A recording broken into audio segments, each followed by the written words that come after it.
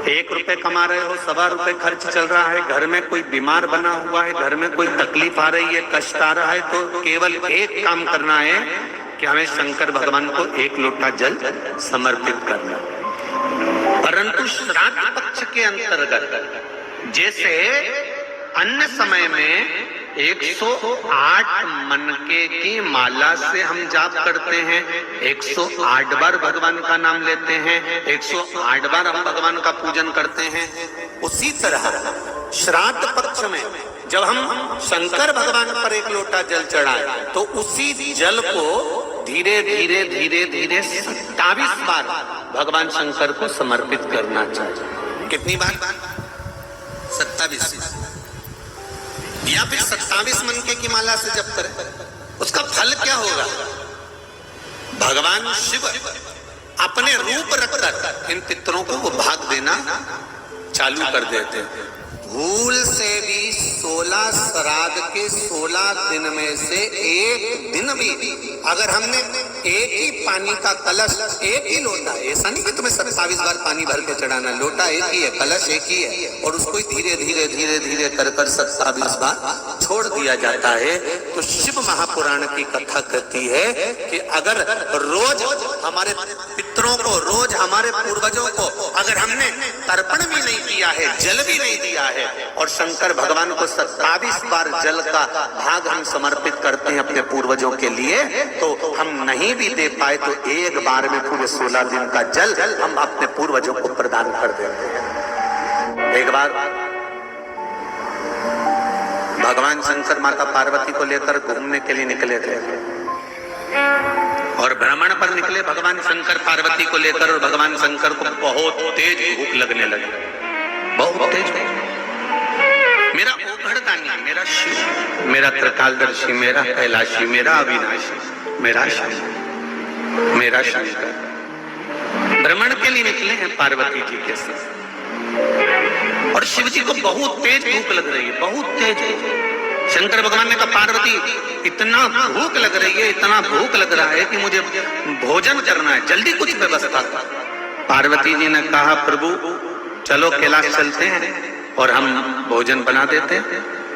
पार्वती जी, तेरे हाथ का भोजन करते करते तो बहुत समय हो गया, आज मेरा मन है कि पृथ्वी पर भ्रमण पे निकला हूं तो किसी के यहाँ यदि श्राद्ध हो रही हो तो मैं भोजन कर लेता हूं। 16 दिन श्राद्ध के चल रहे हैं और मैं भोजन कर लेता हूं।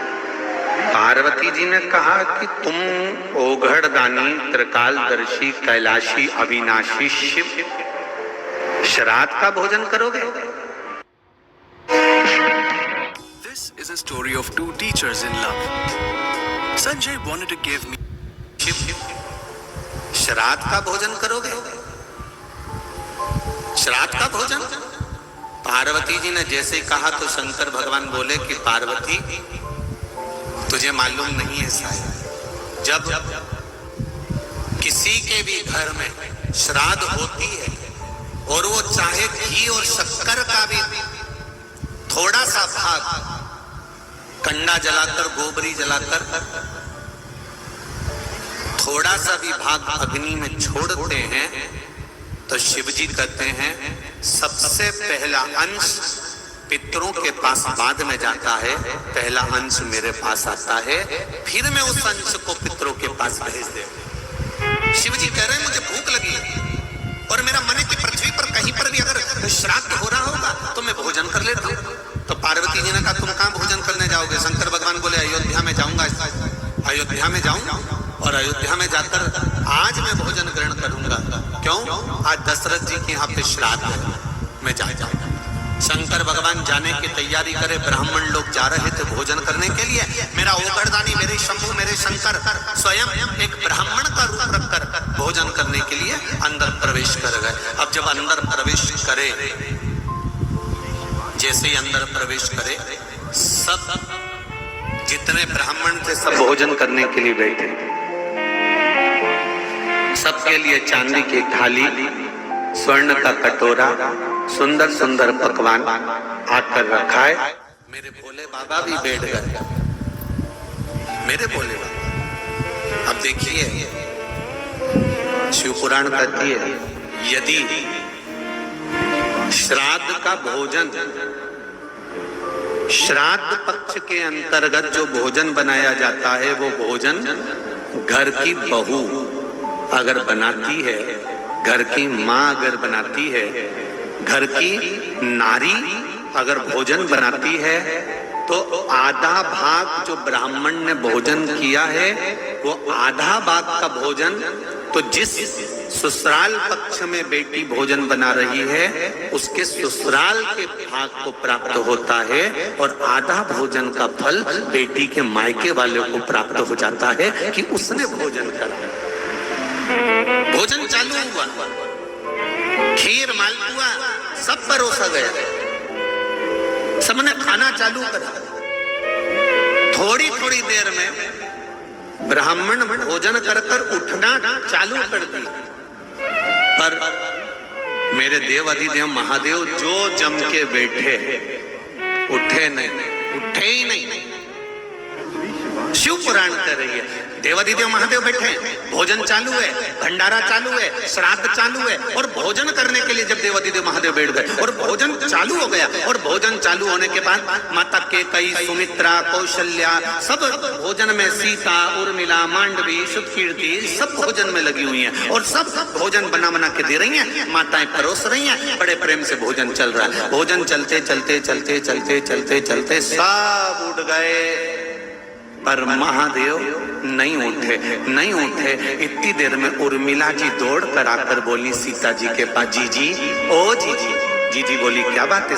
सीता जी ने कहा उर्मिला क्या हो गया? उर्मिला जी बोली सब पंडित उठ गए पर एक पंडित बैठा है वो नहीं उठ रहा है। सीता जी बोली तू एक बार एक काम कर, पानी भर के ले जा और पूछो महाराज पानी पियोगे? तो फिर इतने में उर्मिला जी पानी लेके, प्रभु पंडित जी पानी? पंडित जी बोले हमारे यहाँ पानी एंड में पीते हैं। तो उर्मिला जी ने पूछा पंडित जी एंड कब होगा? तो पंडित जी बोले अभी तो शुरुआत है, महत्तम चालू होगा, टेलर चालू होगा। ठीक है। अब उर्मिला जी दौड़कर फिर सीता जी के पास गए, जीजी जीजी। जीजी बोली क्या बात है? कि वो तो अभी तुम एंड में पानी लेंगे। तो सीता जी बोली ले जा और ले जा, पूड़ी ले जा, कचौड़ी ले जा, भजिया ले जा, मालपुआ ले जा, खीर ले जा, सब ले जा के रख दिया।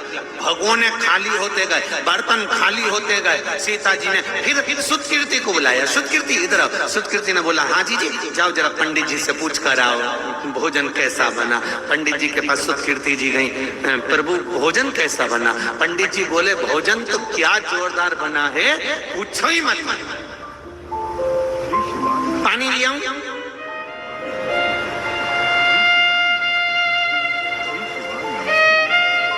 शंकर जी बोले एंड में ले।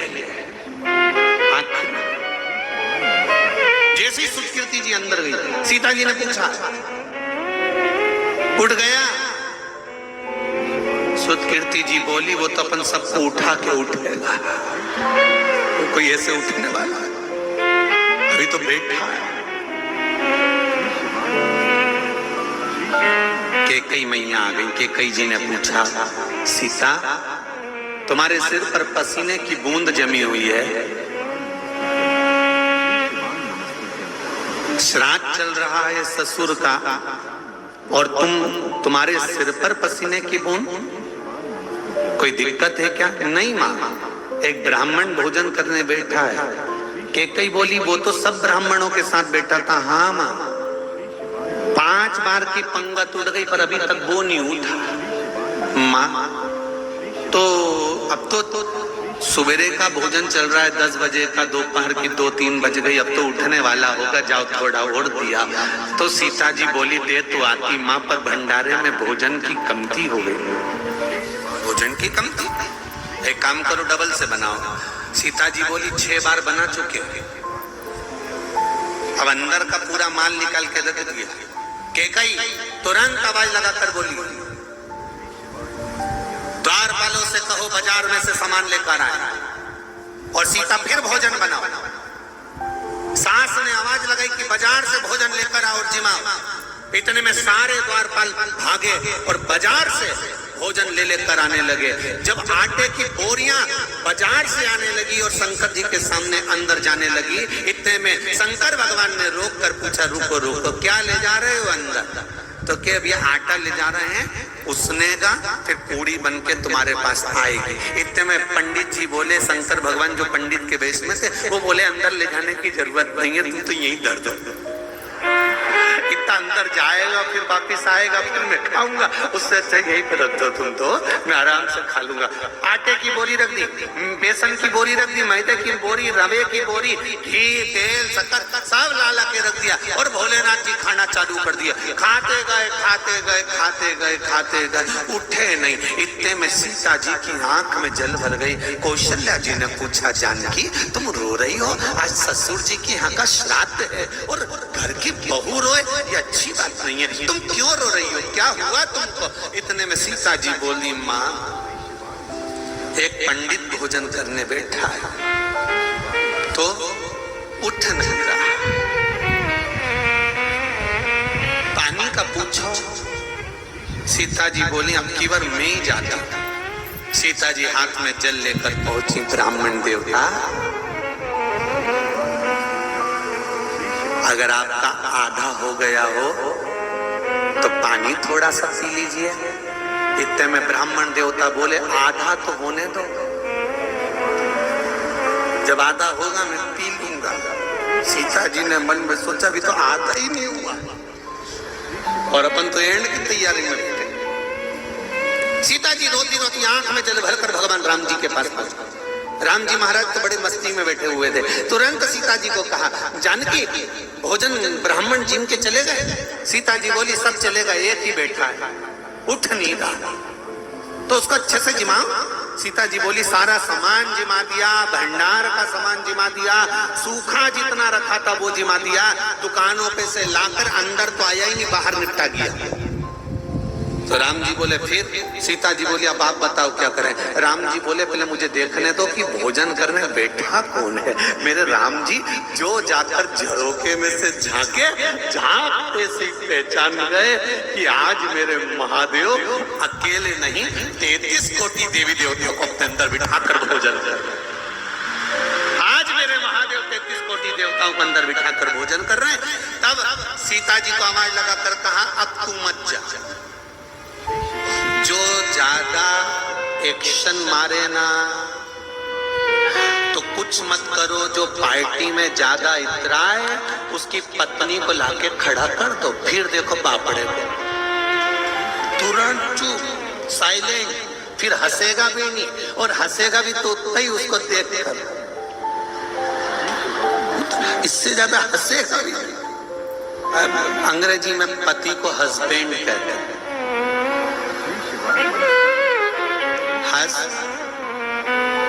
बैंड, वो बैंड गलत हो गया, पहले था हस्बैंड, हंसने पे बैंड, और वो बैंड लगा दिया। अब शिव जी को देखकर राम जी ने कहा, तू टेंशन मत ले सीता, रुक जा, अब तू रुक जरा, मैं अभी आमंत्रित करता हूँ। और भगवान राम ने माँ जगत जननी जगदम्बा माता पार्वती का आह्वान किया, हे माँ पधारो, स्वामी भोजन कर रहे हैं और माता के बिना भोजन हो जाए ये श्रेष्ठता नहीं है। पार्वती जी ने कहा, मेरे स्वामी? हाँ, मेरे स्वामी। 3 ऐसे हैं जिनका नाम बार बार नहीं लिया जाता। पहला,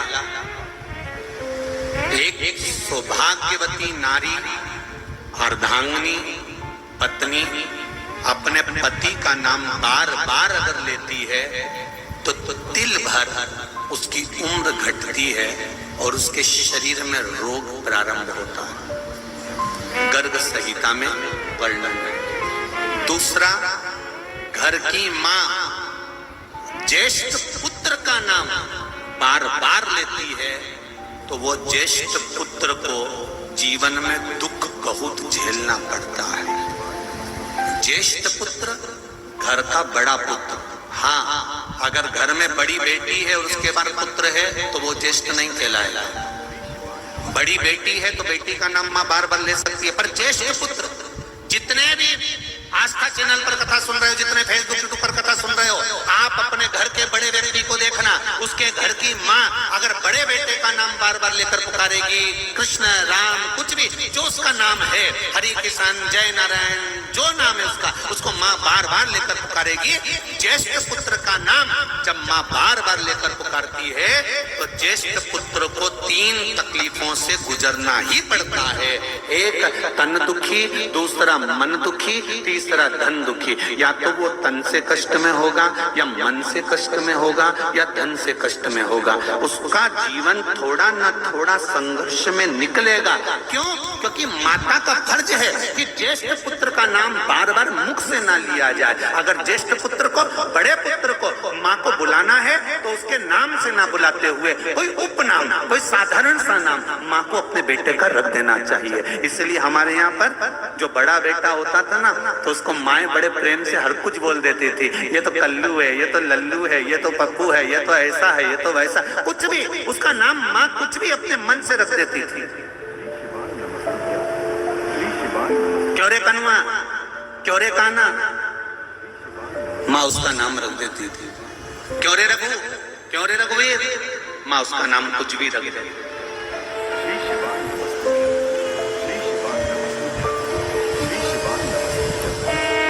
पहला, सौभाग्यवती नारी अपने पति का नाम देती है, तिल भर उम्र गढ़ती। दूसरा, माँ अपने ज्येष्ठ पुत्र का नाम बार बार ना ले, उसका नाम परिवर्तित कर दे। ये मेरा लाला है, नाम कुछ भी हो, ये लाला है, ये कान्हा है, उसका नाम चेंज कर दे, बदल दे। बोलते समय बार बार अगर ज्येष्ठ पुत्र का आप भी देखना, ये शास्त्रों के जो सुख हैं आप अपने घर में देख सकते हैं। आप अपने घर में अनुभव करना, जो घर का बड़ा बेटा है और माँ उसका नाम, जो उसका नाम है उसी को माँ बार बार लेकर पुकारती है, तो जो बड़का घर का बड़ा बेटा होता है, ज्येष्ठ पुत्र होता है, उसको थोड़ा ना थोड़ा कष्ट सहन करना ही पड़ता है। तीसरे नंबर पर गुरु का नाम।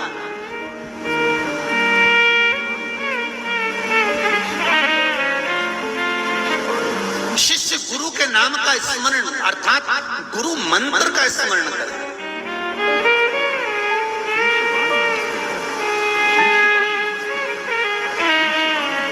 बार बार आप बोल सकते हो ये हमारे गुरु जी हैं, ये हमारे गुरु जी हैं, साहब वो अशोक नगर में रहते हैं, साहब वो गुना में रहते हैं, साहब वो शिवपुरी में रहते हैं, साहब वो वहां रहते हैं। आप कह सकते हो ये हमारे गुरु जी हैं, उस मठ में रहते हैं, वो हमारे गुरु जी हैं। आदमी पहचान जाएगा। क्या नाम लेना गुरु का जरूरी है कि वो कमलकांत जी, वो रामकिशोर जी, ये हमारे नाम? गुरु का नाम अगर तुमने गुरु मंत्र लिया है, आप गुरु दीक्षा ग्रहण करे हो, तो गुरु के नाम का स्मरण भी गुरु मंत्र का स्मरण करो। पर गुरु का नाम बार बार अपनी जिह्वा से नहीं कि मेरा गुरु ये नाम है, उनका ये नाम है, ये नाम है, ये नाम है, हरि कृष्ण नाम है, तो जय नारायण नाम है, तो राम कृष्ण नाम है। नहीं नहीं नहीं, वो मेरे गुरु हैं, बस गुरु पद मूल है, गुरु पद की मूल। पार्वती जी ने पूछा कौन? मेरे स्वामी। हाँ, मेरे स्वामी भोजन कर रहे हैं। हाँ, जैसे ही सुना पार्वती जी ने, और सुनकर माता पार्वती तुरंत कहती आप चिंता मत करो राघव जी, मैं अभी आती हूँ। और पार्वती मैया ने नाक में बड़ी सी नथनी पहनी, सुंदर मोती की लड़ लगी है, कानों में झुमका पड़ा है मेरी माता के, सिर पर लाल बिंदी बड़ी सारी, होठों पर लाली, नैनों में सुरमा, मस्तक पर गजरा, और माता के हाथों में सुंदर मेहंदी लगी हुई है, पाँव में महाबूब लगा हुआ है। मेरी माँ सुंदर टोकनी लेकर सामने खड़ी हो गई, और भोलेनाथ तो खाने में लगे थे, उनका ध्यान गया नहीं कि मेरे सामने कौन खड़ा है, और उन्होंने एक बड़ा सा लड्डू निकालकर चूरमे का शंकर जी की पत्तल में रख दिया। शिव जी ने जो लड्डू खाया, खाते से शंकर जी को लगा ये तो कोई पहचान वाला है।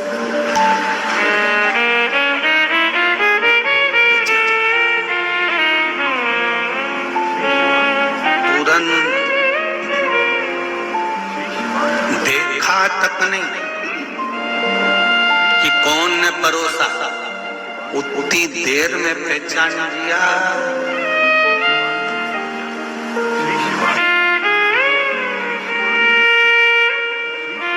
बहुत चतुर होती है माताएं, कथा में भी बैठी रहती है ना, एक जरा सा गाड़ी का हारन बजता ना, उतने में पहचान जाती है भेरू आ गया, तुरंत क्यों आया, गाड़ी का हारन बजा, हारन से पहचान जाती।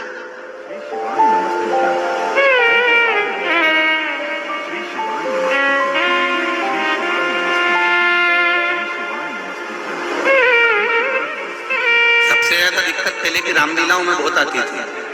रामलीलाओं में पति भी जाता था, पत्नी भी जाती थी, और रामलीला होती थी रात की।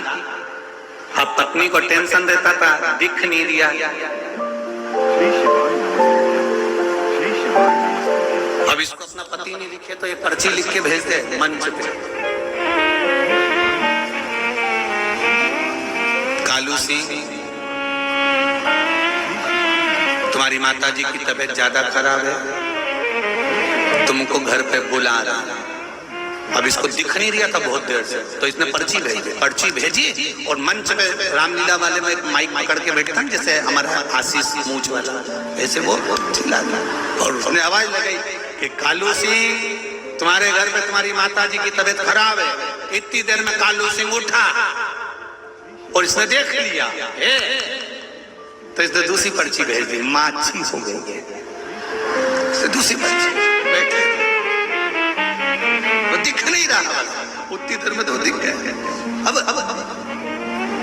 पार्वती मैया ने एक चूरमे का लड्डू बड़ा सारा शिव जी के सामने रखा, शंकर जी ने लड्डू खाया और खाते से ही पहचान गए कि बाबा ये तो पहचान वाला लगता है। तो भोलेनाथ तुरंत लड्डू मुंह में भरा और भरते से जो सामने देखा, क्योंकि शिव जी खाते गए, किसी को नहीं देखा कि सीता आई, कि उर्मिला आई, कि मांडवी आई, कि सुकीर्ति आई, कि केकई आई, कौशल्या आई, किसी को नहीं देखा। पर जो मुंह में लड्डू लेकर जो पार्वती जी को देखा, देखते से ही पार्वती जी बोली कितने दूं? शंकर जी बोले हो गया, एक में हो गया। निकले शिव धाम चले गया। शिव महापुराण की कथा कहती है, हमारे यहाँ पर श्राद्ध पक्ष में कौए को भोजन दिया जाता है। बोलो देते कि नहीं देते? जम के बोलो जरा, देते हैं। गौ माता को भोजन दिया जाता है, स्वान को भोजन दिया जाता है, किसी भिक्षुक ब्राह्मण, कोई भूखा, कोई साधारण कोई व्यक्ति को भोजन दिया जाता है। क्यों?